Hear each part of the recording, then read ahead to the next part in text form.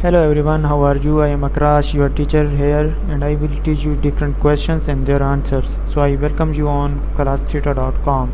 So our today's question is Try pentafluoropheniboran, commonly known by its acronym BARF, BARF, is frequently used to initiate polymerization of ethylene or propylene in the presence of a cyclic transition metal compound.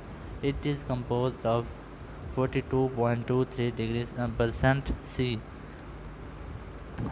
55.66% F, and the balance B by mass. What is the formula of BARF if a 2.251 gram sample of BARF is dissolved in 347.0 ml of solution? The concentration is 0.1267 m. Using these data, what is the molecular formula of BARF? Describe the hybridization of the boron atom. How many pi electrons would be found on this molecule? The answer of the question is the formula assumes a simple random sample SRS where every member of the population has an equal chance of being selected. The finite population correction can be applied for small populations less than 10% of the population is sampled to adjust for a slight bias. The sample size determined by this formula is the minimum requirement. In some cases, a larger sample size might be necessary depending on the study's power or other factors. Example: let's say you want to estimate the proportion of adults in a city who favor a certain policy.